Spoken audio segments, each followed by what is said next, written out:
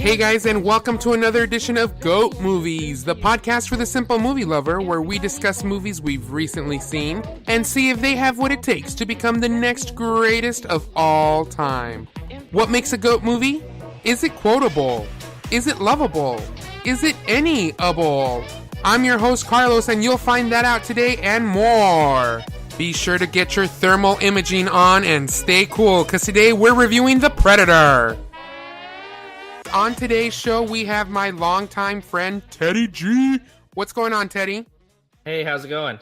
I'm doing well. How about yourself? I'm doing wonderful. Oh, that's so good to hear. Today, we are going to be reviewing the movie The Predator. This is a movie that just recently came out, rated R. It's about an hour and 47 minutes long. We went and got to screen this before it hit theaters, and I find it very interesting, Graham, that we are reviewing this and playing this today, September the 16th, because today is Mexican Independence Day, and we're reviewing a movie about aliens.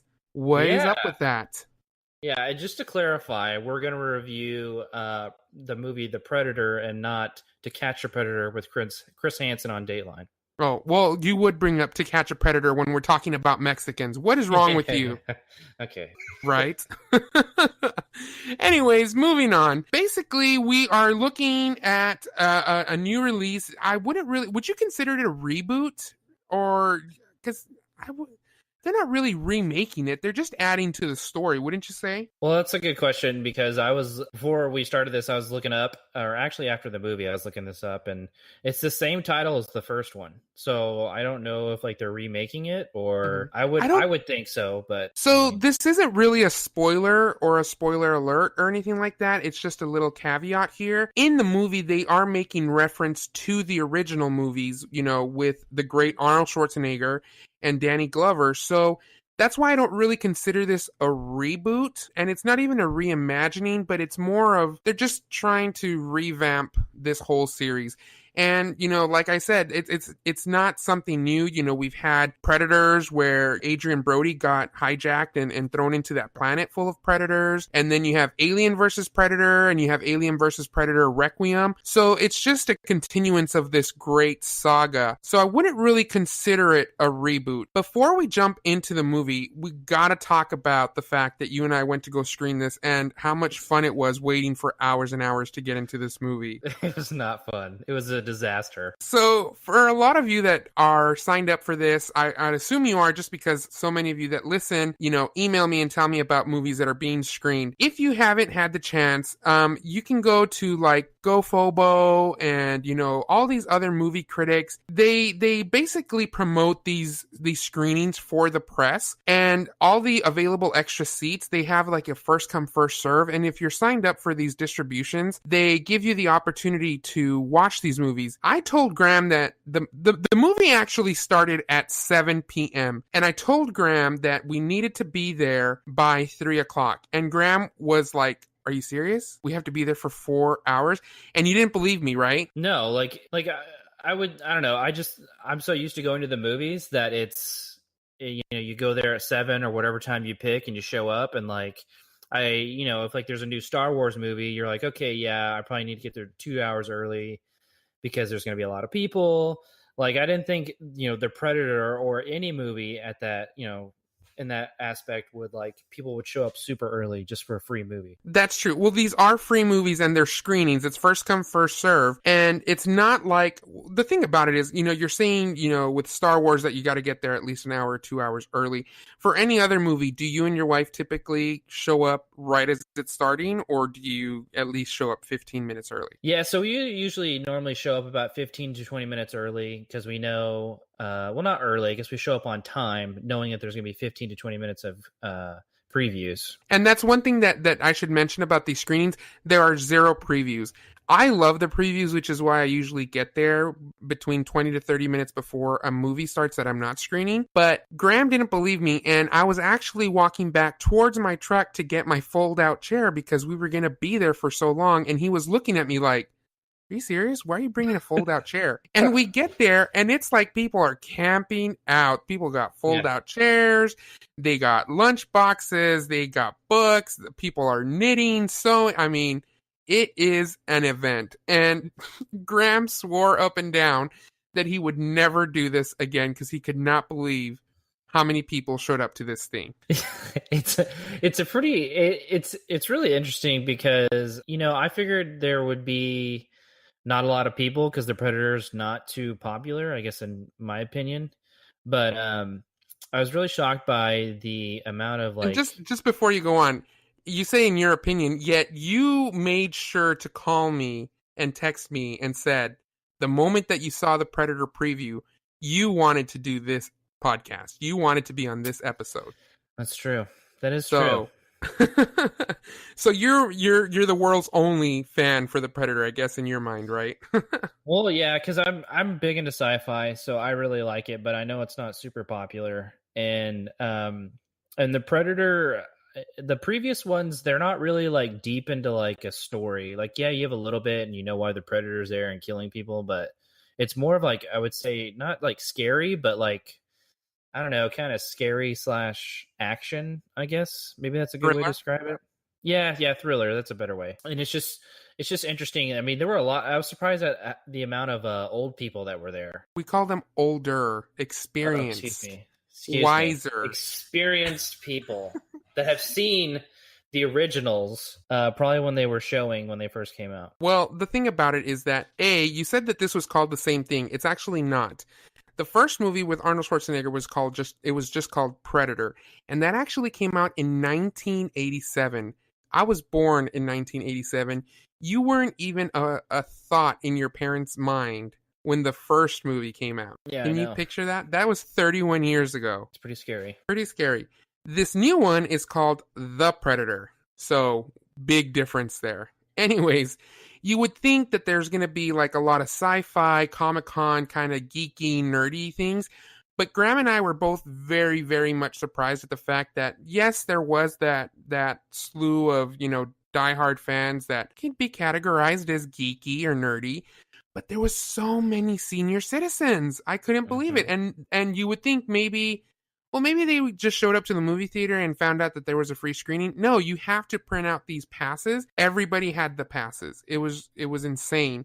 And the line looped twice where we were. So we were in the second row.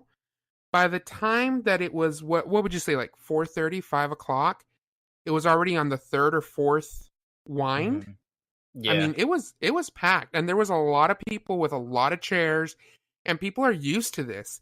And I just couldn't believe. And the thing is that I had my chair. I sat down and I told you, why don't you go get that chair over there? No, it's okay. I've been sitting all day. I'm going to be fine. I'm like, you're going to stand for 4 hours? And all of a sudden you went and got that chair and you were like, yep, you were right. You were right. I know, you pretty much saved me on that one because I was going to be grouchy for the rest of the day if I had to stand up for the next 3 hours waiting for this movie. And you know, what's funny is I think the experience that you and I had at this really helped the score that I'm gonna give this movie today. That experience that I had watching the film with you and the fun that we had. We actually saw a guy that maybe was To Catch a Predator because he was watching some pretty funky stuff on his cell phone. Yeah, and I like how we were both staring at him when he was doing it, and then like he looked up like he knew someone was looking at him, and then he just kept on watching that creepy stuff on his phone. Like I don't even know what it was. But then you and me looked away like as if we had like he caught us watching him. Oh yeah. I mean, I guess technically we should have like stared at him more because it was like really weird but was on a cell phone, but I mean, it was borderline pornography. Yeah, it was. It was a bunch of guys reaching into another guy's pants. And the guy was like fighting them off. Like, the guy was basically being raped. Hashtag me too. Hashtag time's up. Yeah, that was really awkward. And the thing about it is that Graham and I have been friends for such a long time that we actually just look at each other and we already know. Yeah. We already know what the other one's thinking. Like, there is no words that need to be shared between us because we already know what he's going to say. Well, it was funny because, it was really awkward because like you like kept tapping me on the shoulder and I was like kind of annoyed, and then I turn around and you just look down at this guy's phone and I'm like, oh, all right. Oh, hello. There's one of these guys here today. That's how this guy wants to pass his 4 hours. Okay. Then there's that other guy who had a gallon of tea and a gallon of lemonade in both hands. Oh my gosh, yeah. And he would take a swig of each, like he was like lifting dumbbells and doing exercise at the same time. And he's drinking sweet tea with like 6 cups of sugar and lemonade that, liquid diabetes here. And homie's just like, Yeah.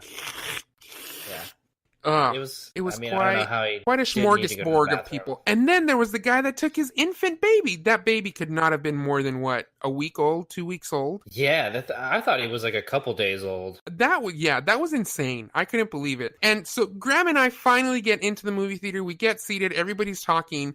And then all of a sudden, the commentator, whoever is running this, is at the very front, and he goes, "Is everybody ready to see the Predator?" And then somebody behind us just yells out, "Get that fucking baby out of here!" And everybody like starts cheering because the baby had started crying. Who takes an infant that I honestly, I'm trying to give them the benefit of the doubt that the baby was maybe a week old, but I'd have to agree with you. The baby was probably 2 to 3 days old. Who would think that was okay? And how would the mother even be up to leaving the house? I feel like I could still see some of the vagina goo on top of the baby's head. Oh my gosh. Like this podcast is taking an awkward turn. Awkward. So let's just go ahead and jump right into the review. And we're going to talk about what we thought about the movie. Then we'll go ahead and play the trailer for everybody, issue our spoiler alert, and then we're really going to jump into this movie because I really feel like we're going to have a lot to talk about in this one. So, this is a 20th Century Fox movie. This movie was directed by Shane Black, and it stars Boyd Holbrook, Trevante Rhodes, Jacob Tremblay, and the one that I was really excited to see is my future wife, Olivia Munn. I absolutely love Olivia Munn. I think she is drop dead gorgeous. She's a weirdo. What? Mm-hmm. Why would you say that? I don't know, man. She's just weird. And it's not because of like all the drama that happened with before the movie came out. Mm-hmm. Just like, I don't know, she just seems weird. I think the weirdness is what I am attracted to. I especially liked her when she was in X-Men Apocalypse, so really liked her. I don't know, my weird radar is going off. There we go. Wrong. You could be wrong. Well, let's just go ahead and get our rating system out of the way. On a scale of 1 to 10, 1 being the absolutely worst movie you have ever seen in your life. It's not worth your time, not worth the time to bootleg. As I've said before, the show does not encourage bootlegging as part of the movie-loving community. Don't bootleg. It's not right, but a number 1 movie, not very good. 10 being the absolutely best movie you've ever seen. You're going to go watch it again. You're going to stand in a line for 4.5 hours with a porn-addicted old man and lemonade and sweet tea dude and a 2-day-old baby because you just absolutely love the movie. You have 0.5 to give it that little extra oomph. Graham, what do you score this movie? I'm going to do 6.5. Wow, 6.5 for the Predator lover, the one who begged to go see this movie. I'm actually pretty impressed. I know. What's your reasoning for the 6.5 without getting too much into detail? So Predator has always kind of been kind of serious. It's never been, I don't know, funny. And it was a totally different Predator than I thought going into it. So going into it, I had an expectation based on the old ones. And then it was totally different when I went to go see it, which some people might like. They might like the little switch. But for me, I don't know. I kind of like the old movies and their There's a little too much of a comedy element for you. Right, exactly. Okay, well, absolutely. With Keegan-Michael Key being in this movie, and you see him in the trailer, you kind of came to expect it. And I was kind of intrigued by this movie because I really thought Keegan was going to really take a swing at this kind of dramatic thriller action-packed role. And I was really hoping that he would bring just a little bit of comedy, but not too much. But I have to agree with you. It was definitely just filled with a lot of humor throughout the movie, a lot of innuendos and stuff like that. But I actually pretty much enjoyed it. I'm actually going to rate this a 7.5. Again, I have to say that the experience that I had with you and the people that we were surrounded by, it just kind of built into it. And there's a lot of scenes, and we'll get a lot more into detail about it, that I just really rolled my eyes and I was like, okay, I'm done. I'm done with this movie. But because I went with a friend and because I could share that experience, it was more, for me, the movie watching experiences, it's about that. It's about the experience that you have while you're watching this movie. So that's why I'm giving it a 7.5. As far as the storyline, they really need to do some work on it. But I actually appreciated a lot of the humor that was built in. I think it was humor done right, but there was definitely a lot of scenes that I was like, really? That's what you're going to decide to go with? And yeah, it's just, I don't know. I definitely had a lot of fun, and I would really hope that you would want to go to see another screening with me like that. Yeah, I probably would go. I probably need like some space in between the So you're not going to go with me screenings. next week. No, definitely not. But I mean, I think it's interesting with this movie is I thought they tried to copy Marvel a little bit and their style because They it's did. popular. I would completely 100% agree with you because it is a 20th Century Fox movie. Disney is purchasing or is in the, I don't know where they stand on that. Oh, yeah. So I wouldn't be too surprised if that's where that's coming from. Before I started this whole podcast thing, I was not a big fan of Thor Ragnarok. I think Thor Ragnarok tried way too hard to be funny, and a lot of these newer Marvel movies, there's just way too much comedic, and it's just blatant. It's just thrown there for the hell of it, and I don't like that. I'm not just like a hey, let me make you laugh kind of thing. I don't like that type of stuff. I really think that in this movie, the comedy was well placed and well acted upon. Olivia Munn did a really good job. Boyd Holbrook did a really good job. And Keegan, he did an awesome job. But, that's what he's known for. He does, Key and Peele. He did a really good job in this movie. I really enjoyed his character. So let's go ahead and play the trailer for everybody, after which we'll come back and we will discuss this further in detail and really dive deep into this movie, okay? So without further ado, here you guys go. Here is the trailer for The Predator. Do you know what my job description is? I'm in acquisitions. I look up and I catch what falls out of the sky.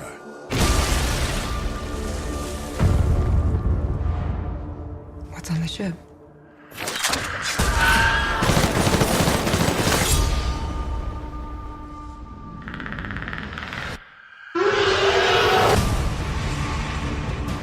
Tell me about the mission.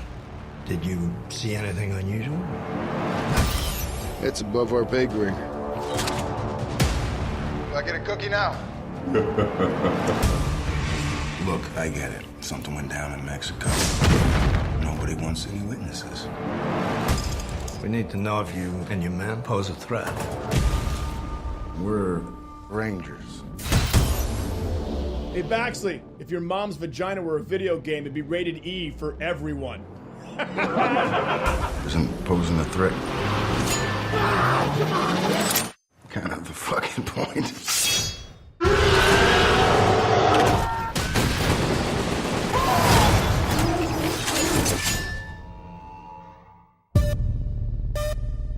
Predators just don't sit around making hats out of rib cages.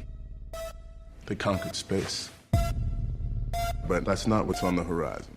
Should I be worried? Riley. I think you know what is on the ship.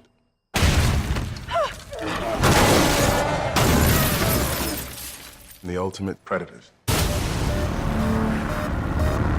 Light him up! We may die. We're still here. So come and get us, motherfucker.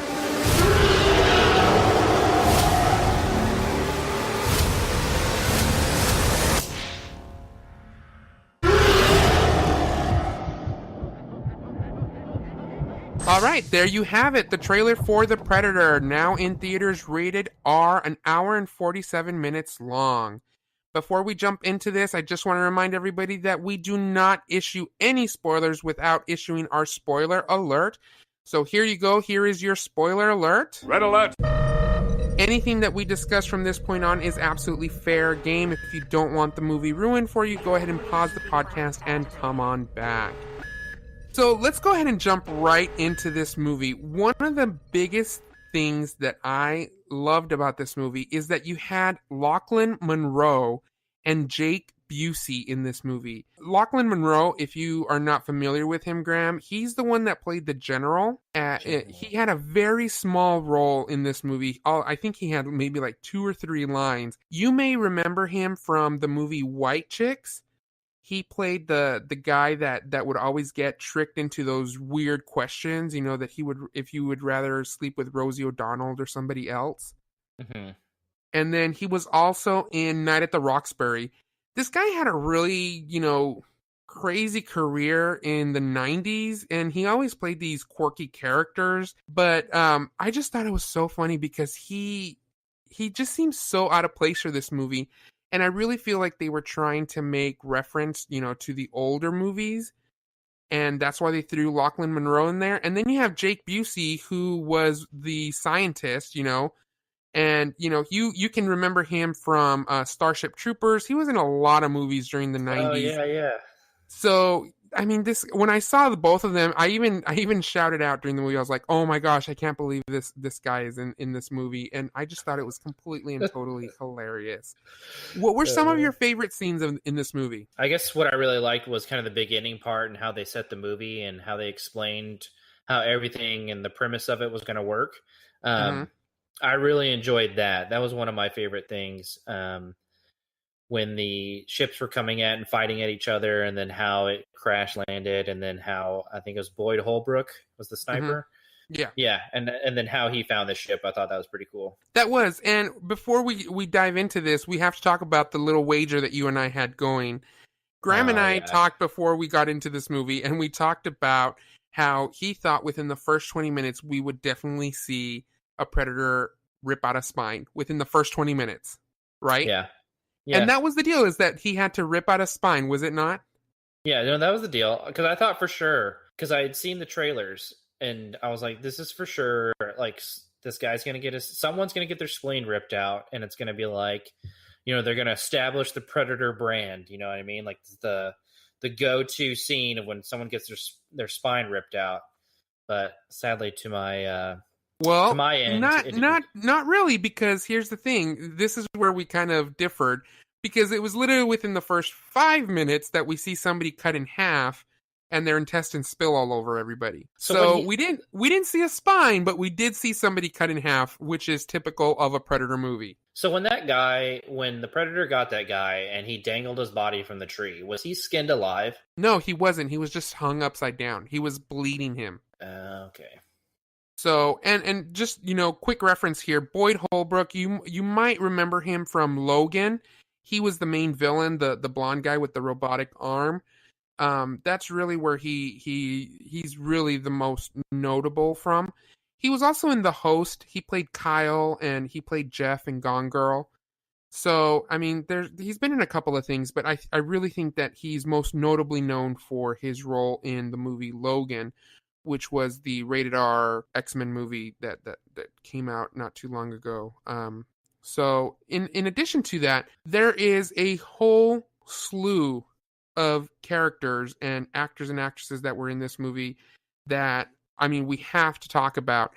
We have Jacob Tremblay, who plays Boyd Holbrook's son, and I didn't like this whole Rain Man autistic thing that they had going with him. So this little kid, he has to be 10 years old maybe in the movie? Yeah.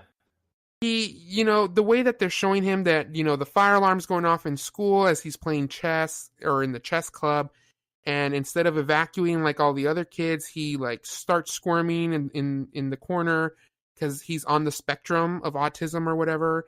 And then the bullies come in and knock down everybody's chessboards, but then he miraculously remembers where everybody's spaces are. I didn't get the whole thing, but not only that, he can also read the Predator language. And yeah. And basically, he is the reason for all of this. All this shit that's going down, he's the reason for it. And I don't know if you noticed this or not, but in the beginning of the movie, he's kind of like stuttering, and he's kind of finding it difficult to function. But by the end of the movie, he's a typical normal kid, except that he's in a highly classified scientific research with his own desk and computer because he's going to be smarter than all these people. Yeah, I thought that was a little far-fetched. yeah. Like at first I understood it, like with the whole autism thing, because of how like they try to tie in that the predators are modifying their DNA and splicing it with other species and all that. So I was like, okay, like I can see where they're going with this, but at the end, it was like he didn't have autism anymore. He was like a normal kid that was just smarter than everybody else. And I was like, well, hold on, like just because like his dad showed up and they beat the enemy, like all of a sudden he's cured. Like, Yeah, absolutely. And the thing with the dad also is, you know, we find him and he's somewhere in Mexico, and he comes across the crash landing of the Predator, and he sees all this equipment, and one of them makes him invisible, right? And his first reaction is to swallow it. yeah, I mean, come Well, on. yeah. And then but- not only that, but he ships it to his own P.O. box. Now, that was kind of far-fetched because he shipped it to the P.O. box. He didn't intentionally ship it to his son's house because he is estranged from his wife and his son.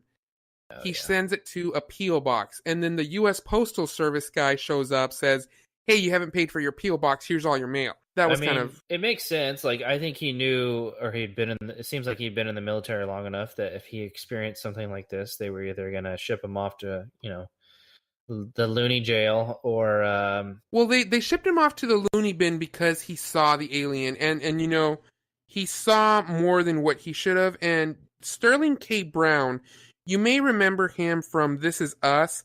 He's played a lot of weird little roles, but he's basically like the lead scientist, and he's like constantly chewing nicotine gum and trying to be a badass, but he just... Look, you're either a badass or you're not, and I'm sorry, but this guy is not a badass, and he tries so hard to. One of my favorite scenes with him, and it was so corny that it was funny, and I think it was just done right, is when he tries to play reverse psychology with the kid. Oh, I don't think you can read this Predator language, and the little boy calls him on it. Right. And he's just like, oh, great reverse psychology. Using that mind, don't go yourself, or something like that is what he says. Yeah, I thought that was pretty funny. Yeah, I actually thought Sterling Brown was actually pretty good in this. So let me ask you this, because I cannot remember for the life of me. Does he die at the end? Yes. I can't remember how, but he what does he do? Oh, he puts on the shoulder cannon that the Predator has. Uh-huh. And then like someone like taps his other shoulder and it causes him to turn to the left, and then like I guess the hand cannon is he got caught in the crossfire. Yeah, it's like controlled by his mind, and the hand cannon shot his own head off. So okay, I could not for the life of me remember if he died or not throughout this movie. Yeah. There was a lot of just random scenes where people are using the Predator technology, and there was the one mercenary who threw the blade that comes back. And then that whole scene where Sterling is telling him, "Oh, where's the thing to catch it? Where's the thing to catch? You need it." And then all of a sudden, his mercenary gets his arm chopped off. Yeah, because he couldn't catch the spinning thing. Yeah, it was just really weird. One of my favorite scenes though is that the little boy he ends up using the Predator mask that his dad accidentally sent him in the mail as his Halloween costume, because all of this is taking place on Halloween night, and he goes to it looked like a crack house. I don't know. Like, I don't know what kind of neighborhood this kid is trick-or-treating or what he's trick-or-treating for, but it looks like he's knocking on a crack house, and they like throw an apple at him, and then he blows up the house because the helmet. Yeah, the helmet has like a built-in gun also, and it like auto targets whatever is threatening him. Right. And so I thought that was pretty funny. The one scene that I could not stand, and that's where I tapped you and I was like, that's it. I'm done. I'm absolutely done. Oh yeah. I mean, you thought it was hilarious. I thought that was way too corny. It was absolutely not. So there's all these soldiers. They're going somewhere. I don't even know where they're going. Mm-hmm. Predator jumps on top of the truck, kills everybody in the back of the truck except the driver, because the driver can't see. The driver yells into the back, "Is everybody okay?" And the Predator sticks the hand of someone that he's just ripped it off of and puts a thumbs up. Like, yeah, we're okay. Doesn't say anything, but he's holding a decapitated hand with a thumbs up through the little window that looks into the back. And the driver just goes on like nothing. Really? That was too much. Well, I like how you verbally were like, I'm done. I'm done. Because that was it. The whole time. And keep in mind, this is right where Olivia Munn and, Sterling K. Brown, not Sterling K. Brown, they were, Sterling, he was in the laboratory. And of course, they're trying to, quote unquote, dissect the Predator and learn about him. And of course, he starts waking up. Just the typical thing, And, that's where we see Jake Busey and Lachlan in these sequence of events. And that's where I was like, oh my gosh, this is totally corny. Like, what the hell's going on? And then you have the scene where everybody's being killed in the laboratory and Olivia Munn runs away with a dart gun and she has to go through the decontamination process. And she completely strips down. The Predator comes and looks at her, sees her, and then keeps walking. I didn't understand that at all. I don't understand why he left her, and I don't think that they ever explained it. Yeah, they do. So this is what I got from that scene. So I think it was when they were in the laboratory and the Predator was asleep, right? And they were like, well, what does he kill? What does he hunt for? And they're like, oh, he hunts for trophies. He doesn't hunt to kill. So when he was in that decontamination room, I thought, or at least this is my thinking, is when the Predator left her alone, it's because he doesn't kill just to kill. He does it for trophies. So he's not going to kill someone that's like weak, that's not worthy of a trophy or a threat. I can see that, but I don't recall that being explained in the movie. I really don't. So while we're on this subject, okay, Olivia Munn comes up to the Predator, and this is their way of paying homage to the original movie with Arnold Schwarzenegger. Arnold Schwarzenegger has the classic line, "You one ugly motherfucker." Okay. Oh, yeah. And then this is where she leans in to see the Predator up close because it's unconscious. And she says, that is one beautiful motherfucker. That's their way of paying homage to the original. Okay. And I don't know if you caught the second one, but I sure did because I thought it was hilarious. You've got this band of misfits, these loony bin people in the bus that have been redirected because they want to interview Quinn McKenna, who is portrayed by Boyd Holbrook. Okay. They redirect this bus because now he's supposed to be shipped off to the loony bin, but they redirect him to this secret base. Okay.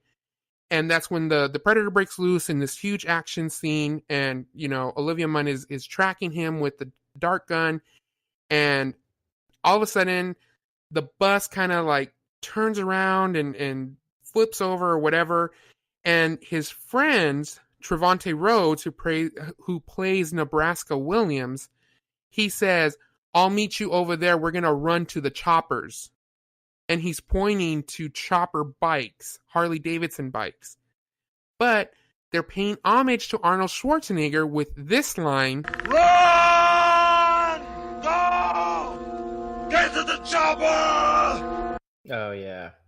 So that's their, if you caught those, I just thought they were those are the little quips that I think are pretty funny and that I really appreciated throughout the movie. Now, this was my second issue with the movie. She shoots herself in the foot with the dart gun.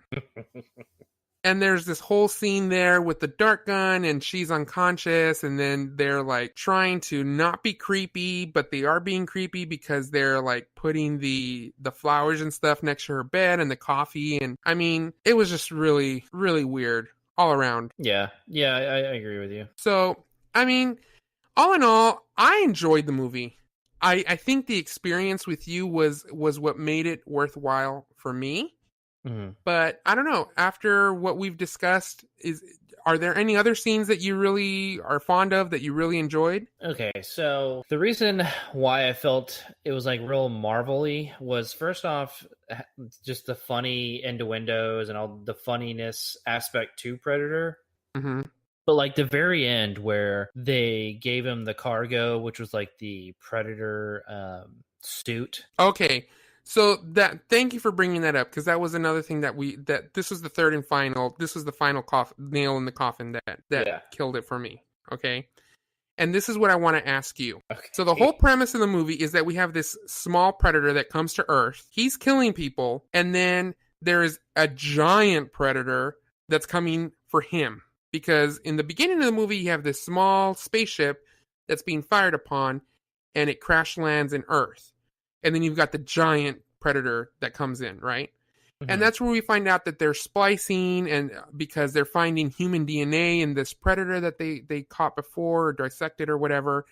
And I guess the new and improved predator has like the armor built into his skin or something like that. Am I understanding that correctly? Yeah. So here's my question to you. The giant predator, based on what they said, was chasing the smaller predator, because the smaller predator was bringing this awesome predator suit for us to defend ourselves against other predators, correct? Yeah, pretty much. And that's why the giant predator called Little Predator a traitor, right? Mm-hmm. Okay. So if Little Predator crash landed on Earth and he's bringing this suit for us, why the hell is he killing everybody? Probably to defend himself. I mean, because we don't know what he's doing, or in the movie they didn't. I don't know. But when that little scientist opens up the canister or whatever that thing is, and all of a sudden he's like 6 feet tall, and he's just all robotic, and now there's like 6 predator guns, and one is pointing to each one of the scientists there, and it all comes out of this little wristwatch kind of thing. And then the guy's all like, "What is that? I don't know." And he goes, "That's my new suit. I hope it comes in a 40 long." I'm like, really? That's almost as bad as the thumbs up from the decapitated hand, but not that bad. I mean, the decapitated hand was the worst for me. But just the ending and the way that I hope it comes in a 40 long. Oh my gosh, I was done. Yeah, my thing was, the suit thing was okay. Like I thought it was like a nice spin to it, but it was how the suit was made. Like the suit had like these 2 like giant like artillery guns on its shoulder with like 4 little like small hand cannons on like each shoulder, and it was just like super dramatic. That was like, okay, like there's no realism like and I get Predator's like sci-fi, but I was like, at least make it like almost like RoboCop or something, where it's like a pistol or like a cannon that comes out of his hand, not like some like over the top, I don't know, spacesuit. And I really think that's what they were going for, is over the top, because the decapitated hand was over the top.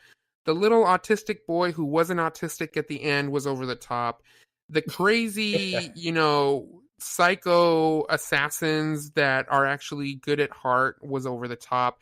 Their banter was hilarious. I absolutely loved it. And then the mom of the little boy, she had a small role, but then she just kind of disappeared.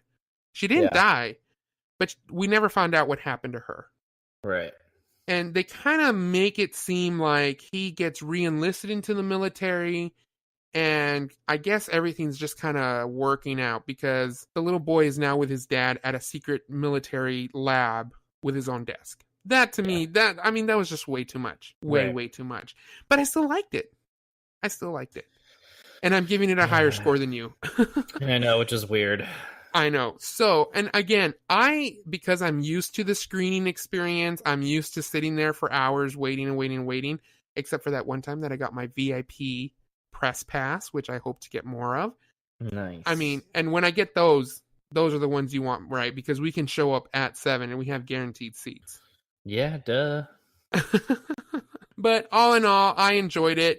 After discussing this movie, Graham, again, what is your final score on The Predator 2018? I'm still going to go with the 6.5. I feel like I understand why. I don't know. I like a story. I like the lore behind things. That's why I like Lord of the Rings and a lot of those other shows. Mm-hmm. But I feel like them going the route of funny just wasn't for me. But then again, I'm sure it plays to the greater audience than someone like me. There we go. Well, I really enjoyed it. I'm going to go ahead and stick with my 7.5. But as I'm thinking about it, I think I might drop down to a 7. Just because there was a lot of parts that I just really didn't like. But I just really enjoyed it. And we have to review the movie. So as far as the movie is concerned, I'm going to rate it a 7. But I really had a good time with you. I really hope that you join me again. So that's the only reason that I gave it that 7.5, because I had a blast. And I told you, I was like, why don't you go get a hot dog? No, I don't want a hot dog. That hot dog held you over. That hot dog was a saving grace, I'll be honest. Because then we probably would have ended up with a 5 or a 4 movie, because I knew you were getting hungry. I knew you weren't going to last standing for 4 hours. Right. I know you, buddy. We've been friends for a long time. I know. You pulled some good moves, because I was about to get real hangry. I could see that happening.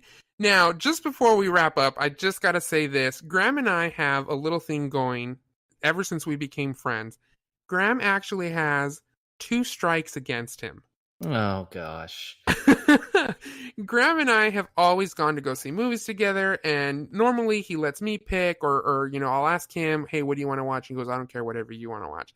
And there are certain times that there's really nothing in theaters that I was really eager to see, and he got to pick. He picked 2 movies. One of them was The Last Airbender, which was a completely and totally awful movie. Yep. That was big whiff. Big stinker. Big whiff. I can't remember the other one that you got a strike against you. It was the Muppets. That's right. Muppet How movie. could I forget? The Muppet movie. Muppets Go to Paris, or Muppets Go to France, or something like that. In my defense, what I thought it was is what the recent movie that came out, which was what's that one Muppet movie that just came out? It's like The Murder Chronicles or something like that. Yeah, like Happy Street or something like that. The Happy Time Murders. Yes, so that's what I thought it was going to be. But it was with Kermit the Frog. How did you think that? You can have Kermit the Frog be dirty. No, you cannot. Jim Henson would never allow that. Absolutely not. Wow. You wanted to go see that movie just because it was the Muppets. It's okay. I ran to go see the Power Ranger movie because I love Power Rangers. I still love them. I don't like all the new Power Rangers. Yeah. But I was a fan of the original. So anyways, Graham had 2 strikes against him. He almost had a third, but that was a saving grace, and that was Rise of the Planet of the Apes. Yeah, the remake with James Franco. Yeah, exactly. That was a good one. That was your saving grace. But, we never forget. We never forget, and Graham still has 2 strikes against him. Graham says I have 1 strike against me, but that was not my fault. It was the only movie showing, and it was 3D. It was that vampire one with, what is his name? Ethan Hunt? No, not Ethan Hunt. It was the Colin Farrell.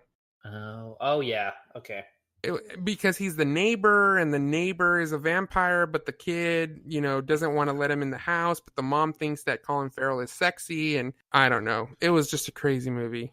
But no. Other than that, I don't have any strikes against me. Okay.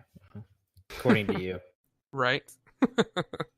That's going to do it for this edition of GOAT Movies. I really want to take the time to thank Graham for being on the show. Thank you so much for being here with us, G. Yeah, you're welcome. Always a pleasure. If you would like to be a guest on the show, all you have to do is shoot me an email at goatmoviespc@gmail.com. That's goatmoviespc@gmail.com. You can also follow me on Instagram at goatmoviespc. And just a little bit of tidbit news, Graham is actually going to be designing our website. So big thanks. We're going to be hearing more from him on that later on, right? Yes, sir. Awesome. Well, thank you so much for everything. And guys, we will see you next time.